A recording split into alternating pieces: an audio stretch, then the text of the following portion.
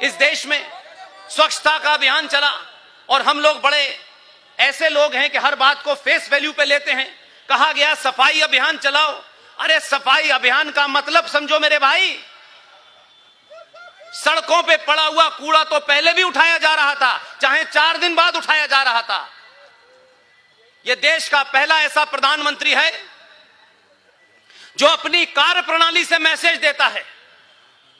यह चिल्लाता नहीं है, यह एक्शन करके बताता है। जब मैं ये कर रहा हूं, देश का संविधान की शपथ लेके कर सकता हूं, तो तुम एक आम नागरिक हो, तुम्हें तिलक लगाने चोटी लगाने से क्या प्रॉब्लम है, तुम्हें मंदिर जाने से क्या समस्या है, यह मैसेज कोई नहीं दे सकता। इसलिए आज समस्या यह है, सिकंदर रिजवी मंच पे बैठे हैं, सिकंदर रिजवी साहब इसमें बैठे हैं मंच पर। इसलिए मैंने कहा कि संबंध इस बात पे नहीं तय होते हैं कि मेरी किसी बात से सिकंदर रिजवी नाराज हो जाएंगे। ये संबंध इस बुनियाद पे हैं कि सिकंदर रिजवी में सच सुनने की ताकत है। इसलिए कोई और नाराज हो कोई फर्क नहीं पड़ता है। सिकंदर रिजवी साहब बैठे हुए हैं इस हिंदुस्तान के अबू बकर से लेकर के अल बगदादी तक, ये जो पूरा पाखंड इस्लाम के नाम से हो रहा है।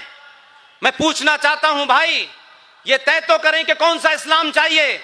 क्या अबू बकर का इस्लाम चाहिए, या अली का इस्लाम चाहिए, या हुसैन का इस्लाम चाहिए, या बीवी फातिमा का इस्लाम चाहिए।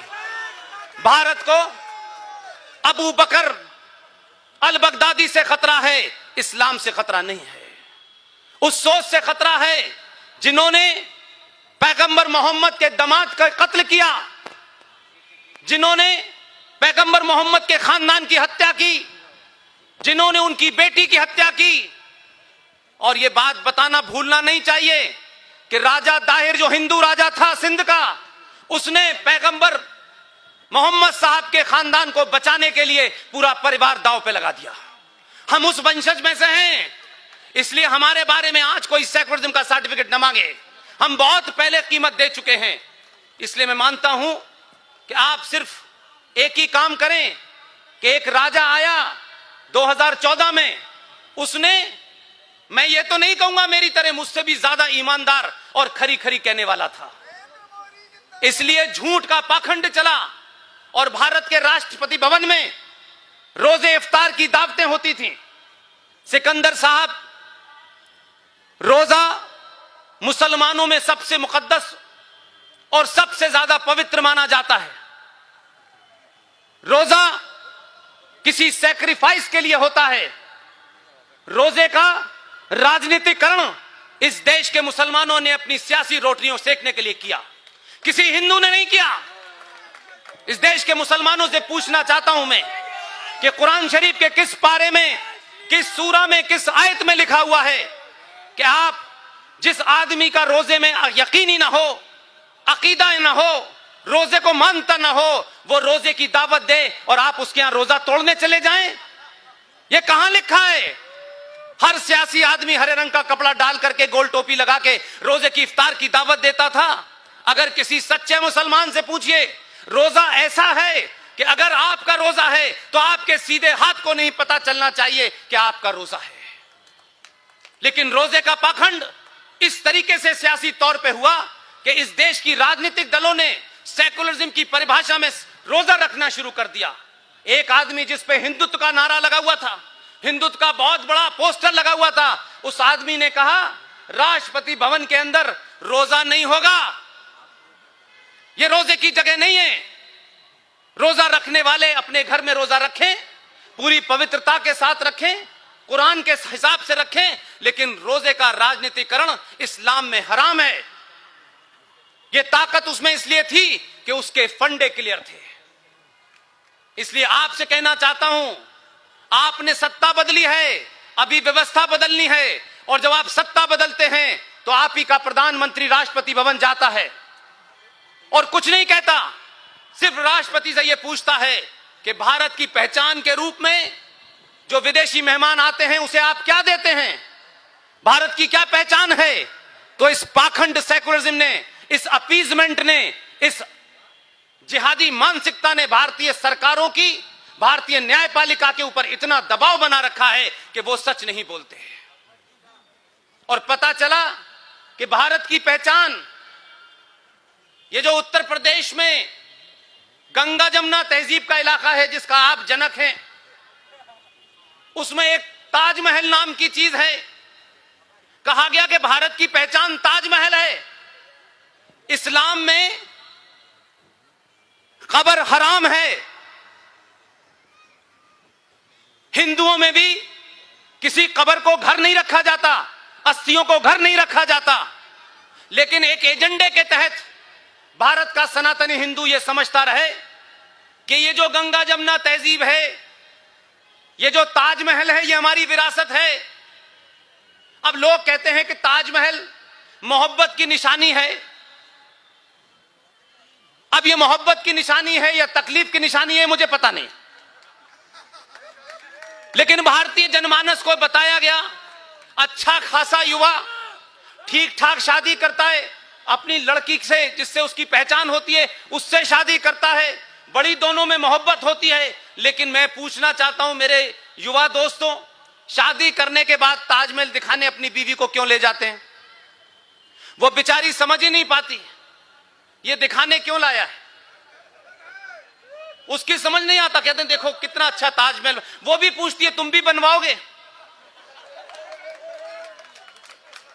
अगर दुनिया में एक पति की अपनी पत्नी के प्रति अगर मोहब्बत की कोई निशानी है, दुनिया में कह रहा हूं मैं ये बात, तो आप जाइए साउथ में राम सेतु को देखिए, जाकर के उस राम सेतु को देखेंगे। मर्यादा पुरुषोत्तम राम की पत्नी का अपहरण करके श्रीलंका ले जाया गया। यह कहानी मुझे सुनानी नहीं है, लेकिन मुझे सिर्फ इतना ही बताना है कि उस पत्नी को वापस लाने के लिए पुल बनाया। तमाम जो उस समय जंगल में लोग थे सबसे मिलकर पुल बनवाया। अपनी पत्नी को लेने गए, सोने की लंका थी, वहां से 10 ग्राम सोना लेके नहीं आए, वापस आए, उन्हीं वानरों के साथ अयोध्या में दिवाली मनाई। किसी का हाथ नहीं काटा जो ताजमहल बनाने वालों का काटा गया था। इसे कहते हैं प्यार की निशानी। इसलिए अपने नैरेटिव को बदलिए, अपने स्लोगन्स को बदलिए। जब स्लोगन बदलेंगे तो आपके घर में तस्वीरें बदलेंगी। ये कायरों की तस्वीर आपने लगाई रखी है, इसीलिए समाज में कायर लोग पैदा होते हैं। आप नहीं चाहते कि आपके देश में छत्रपति शिवाजी पैदा हो, सावरकर पैदा हो, सुभाष पैदा हो, स्वामी विवेकानंद पैदा हो, आप नहीं चाहते। लेकिन अगर आप ये चाहते हैं तो आप अपने घर के कैलेंडर को बदल दीजिए और सच सच बताइए कि भारत के संविधान में, अंबेडकर के संविधान में, जिस संविधान की दुहाई बहुत दी जा रही है गली गली मोहल्ले मोहल्ले, अंबेडकर के संविधान में अंबेडकर की सहमति से 22 चित्रों को डाला गया। नंदलाल बोस शांति निकेतन के बहुत बड़े आर्टिस्ट थे, उनके अंडर में एक टीम ने 22 चित्रों को बनाया और उसको भारत के संविधान में डाला गया। और यह चर्चा हुई कि जो भारत का संविधान है इसमें यह लिखा है, यह लिखा है। लेकिन हजारों साल की संस्कृति और हजारों साल का हमारा इतिहास कैसे इस संविधान के अंदर समाया जाए, तो उस पर राजेंद्र प्रसाद जी की टिप्पणी है। मैं अभी अभी जबलपुर से लौटा हूं। जबलपुर में जो परिवार है, उस परिवार में जिन साहब ने 12 चित्र बनाए थे, उनके परिवार से मैं मिला। 2007 में उनकी मृत्यु हुई है। उस परिवार से मिला, वो मैंने ओरिजिनल संविधान भी देखा और उसकी रेप्लिका भी लेके आया। उसमें वो ये कहते हैं कि एक चित्र 1000 शब्दों के बराबर होता है। मैं पूछना चाहता हूं, जब सर्वसम्मति से बी.आर. अंबेडकर के कहने के बाद जब उन 22 चित्रों को भारत के संविधान में डाला गया, तो क्या अंबेडकर कम्युनल थे? भारत के ओरिजिनल संविधान के पेज नंबर 3 के ऊपर नंदी की तस्वीर बनी हुई है। पेज नंबर 5 के ऊपर भगवान राम, लक्ष्मण और माता सीता बनी हुई हैं। छत्रपति महाराज शिवाजी बने हुए हैं, सुभाष चंद्र बोस बने हुए हैं, भगवान कृष्ण बने हैं, महावीर बने हुए हैं। जब सबकी सहमति से ये चित्र डाले गए, सबके साइन हो गए, तो वो कौन ताकतें थी जिन्होंने भारत के संविधान के साथ छेड़छाड़ की? और उसके बाद जब एडिशन आया तो वो 22 चित्र गायब हो गए। ये सवाल आज के युवा को पूछना चाहिए कि नहीं पूछना चाहिए?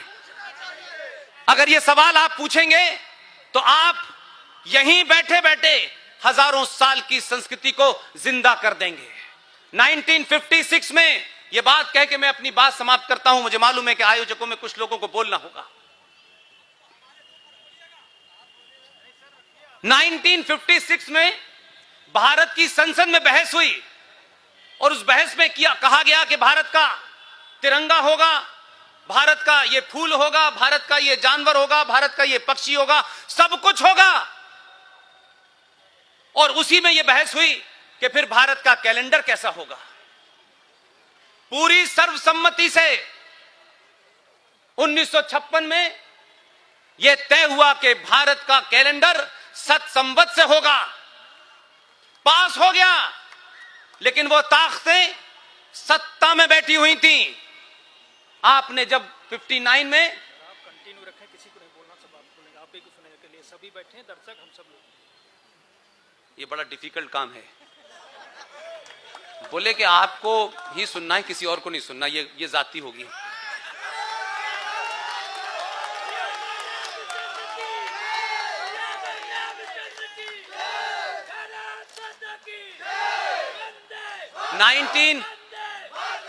ये बातें बहुत छोटी छोटी हैं। ये बिल्कुल वैसे ही है कि एक छोटे से बच्चे के सामने माता पिता जो आचरण करते हैं, उसके मन में, उसके बिहेवियर में वही छवि बनती है। वो उन्हीं चीजों को देखने लगता है। इसलिए छोटी सी घटना का जिक्र करके मैं कैलेंडर की बात पे आता हूं। भारत का एक प्रधानमंत्री आंध्र प्रदेश का शिक्षा मंत्री रहा। आप उस आदमी की सोच देखिए। वो वहां गए, स्कूल का दौरा किया और हिंदी की किताब वहां थी और उसमें पढ़ाया जा रहा था फासे फरसा, कासे कुल्हाड़ी, इस किस्म की चीजें पढ़ाई जा रही थी।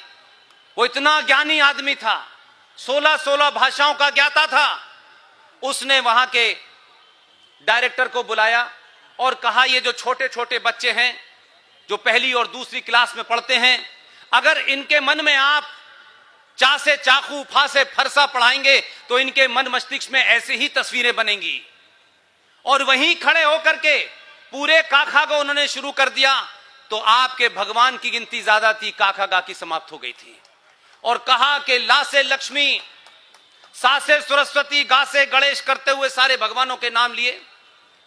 लेकिन हुआ ये कि 1956 में जिस कैलेंडर को संसद ने पास किया वो 1958 में छप के नहीं आया। लेकिन औरंगाबाद एक जगह है जिसे संभाजी नगर कहते हैं। अब औरंगाबाद किसके नाम पे बना हुआ ये आप सबको पता है। उस मनहूस का नाम नहीं लेना चाहता।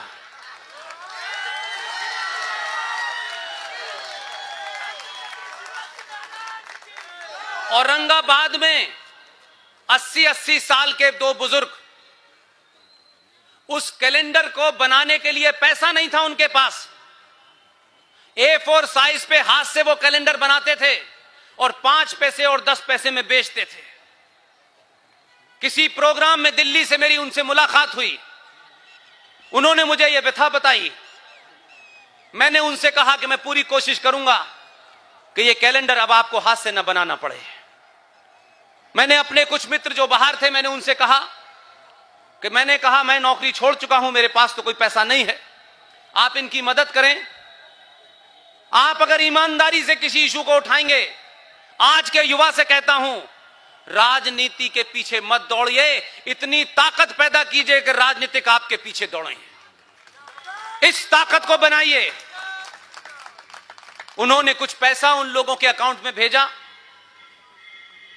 और भारत का पहला सत संवत की डेट का कैलेंडर 2020 में लंबा चौड़ा कैलेंडर छपा। हजारों की गिनती में अमेरिका, न्यूजीलैंड, ऑस्ट्रेलिया गया, भारत में गया।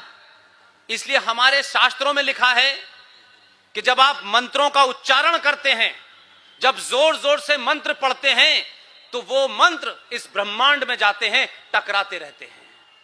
यह ध्वनि जो है समाप्त नहीं होती, कहीं ना कहीं टकराती रहती है।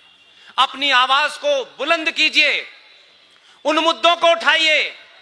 और उसका असर यह हुआ कि मैंने राज्यसभा में बेहतरीन इंसान हैं, बहुत बड़े विद्वान हैं, मैंने उनसे कहा कि यह कैलेंडर आप ले लें और राज्यसभा में आप इसे उठाएं। जनाब सुधांशु त्रिवेदी जी ने कहा कि मैं इस मुद्दे को उठाऊंगा, वो उठा रहे हैं। लेकिन उससे बड़ी बात क्या हुई, लगातार इस पे बोलते रहे।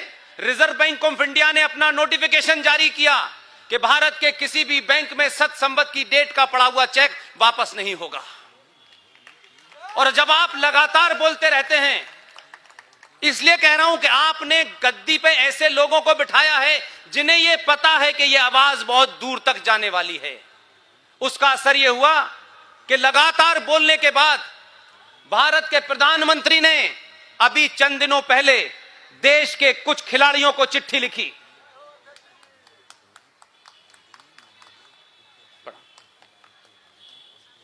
राष्ट्र प्रधानमंत्री ने जो देश के खिलाड़ियों को चिट्ठी लिखी, उस चिट्ठी में यह बदलाव आप इसलिए शायद नहीं देख पाते हैं कि आपकी निगाह नहीं जाती होगी। अपनी निगाह को वहां तक बढ़ाइए। अभी कुछ बदला नहीं बदला, नोटिफिकेशन आया नहीं आया, भारत के प्रधानमंत्री ने देश के खिलाड़ियों को चिट्ठी लिखी और उसमें जो डेट डाली उसमें लिखा सत संवत। बदलाव ऐसे भी हो सकता है जो आपके हाथ में है।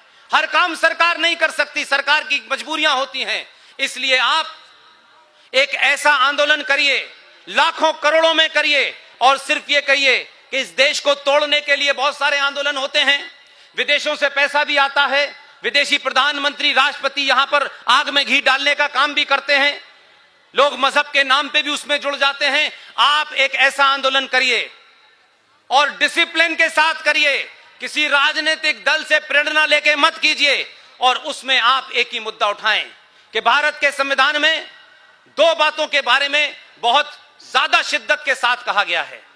42 सेकंड अमेंडमेंट के माध्यम से कहा गया कि भारत में जनसंख्या नियंत्रण कानून बनना चाहिए।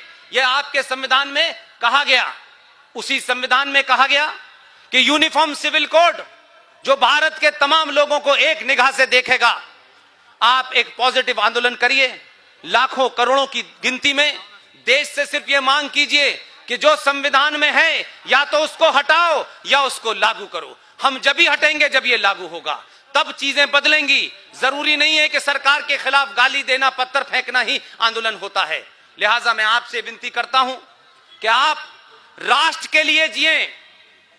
देश के जीने के लिए सरकार है, सरकार के यंत्र हैं, सेना है, पुलिस है, जुडिशरी है। और ऐसी कोशिश करें कि जुडिशरी भी और भारत की संसद इस बात की जुर्रत न कर सके कि अगर कोई विदेशी इस्लामिक आक्रांता भारत में आया, उसने यहां के 30,000 मंदिरों को तोड़ा, हमारे घरों को लूटा, बहन बेटियों की इज्जत लूटी, तो उसके बाद भारत की पार्लियामेंट 1991 में बेशर्मी के साथ, बेहयाई के साथ एक कानून बना दे कि जो विदेशी आक्रांता आया था, जिसने यहां जो लूटपाट की थी, उस लूटपाट को हम लीगलाइज करते हुए ये कहते हैं कि अब उनकी स्थिति यथास्थिति रहेगी। भारत की पार्लियामेंट को इस बात का अधिकार नहीं है कि विदेशी आक्रांताओं द्वारा इस देश को लूटने के बाद आप कोई कानून बना दें कि ये लूट जस्टिफाई है। 1991 का प्लेसेस ऑफ वर्शिप एक्ट इस देश के हिंदुओं के खिलाफ सबसे बड़ा षड्यंत्र है।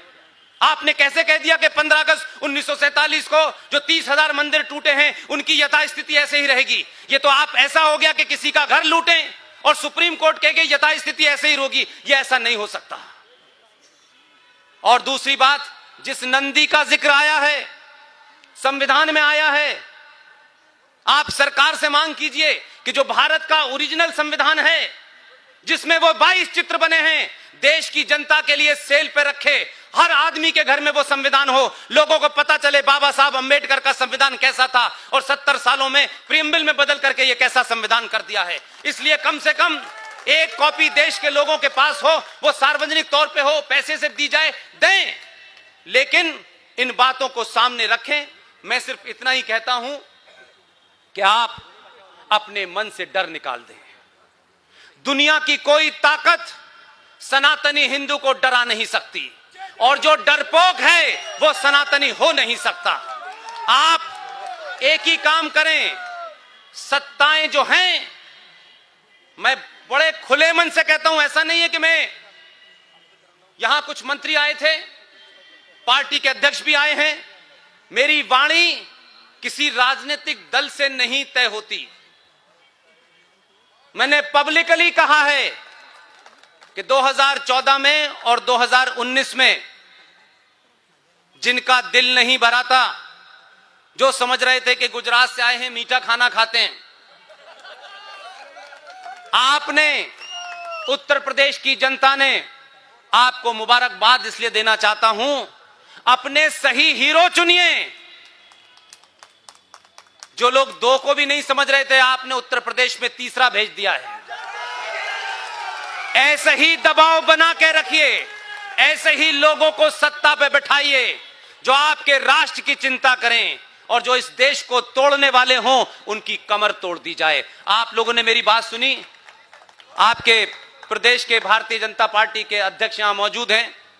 मुझे लगता है कि मेरी वाणी को मुझे विराम देना चाहिए, मुझे उनका सम्मान करना चाहिए। मैं निजी तौर पे भी उनका बड़ा सम्मान करता हूं।